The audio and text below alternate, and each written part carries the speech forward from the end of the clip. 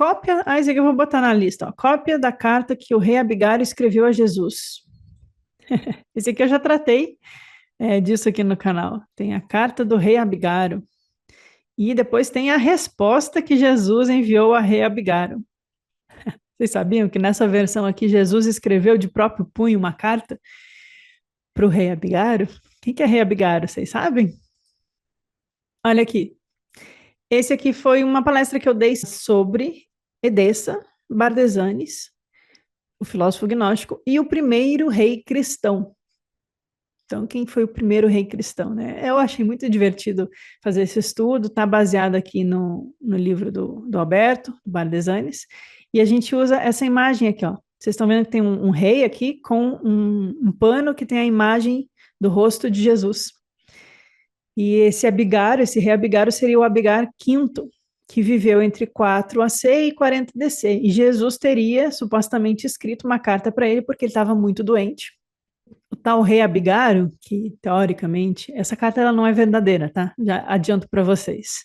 Quem falou sobre ela, acho que foi o Epifânio, lá no ano, quase no ano 400, ele faz essa retrospectiva para justificar algumas coisas.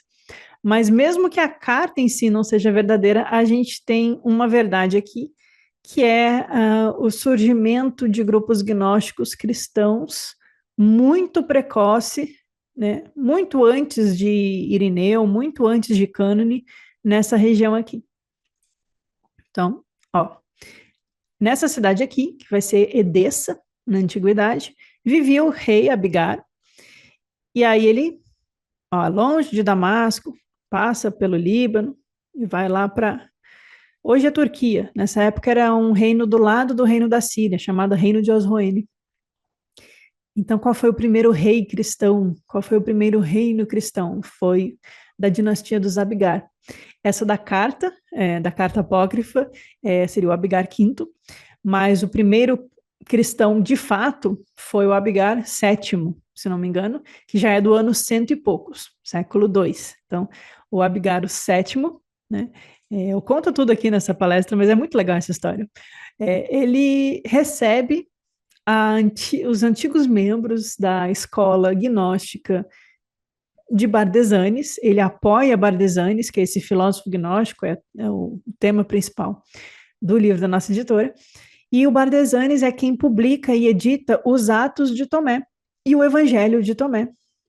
Então, no mapa aqui é esse azul clarinho aqui, no meio, que fica logo abaixo da Armênia. Então, vocês vão ver, às vezes, no Instagram, até andou rolando para mim, a Armênia foi o primeiro reino cristão antes mesmo da Igreja de Roma chegar. Não é verdade. Osroene foi o primeiro reino cristão e de Osroene o cristianismo chegou até a Armênia.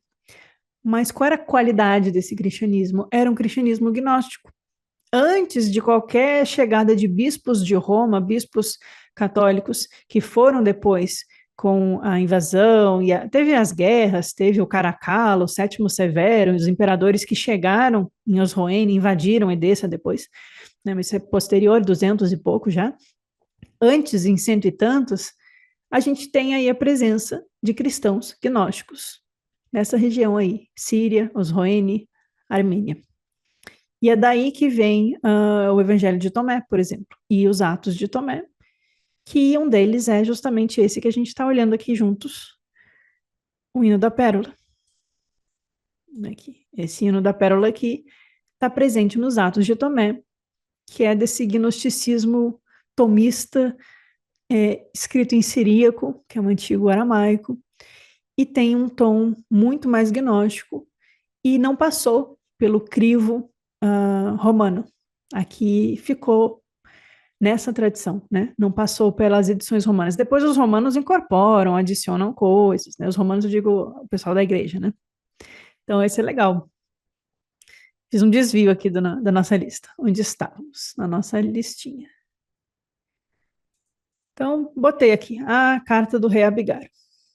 O que a gente sabe é que depois da morte de Jesus, muito provavelmente Mateus e Tomé seguem para o norte, né? Por isso que a tradição de Tomé ali na Síria, na Armênia, é muito forte, né? Os mosteiros lá são mosteiro de São Tomé para todo lado, e os Atos de Tomé foram registrados e ficaram conhecidos por lá, e de lá veio o Evangelho de Tomé.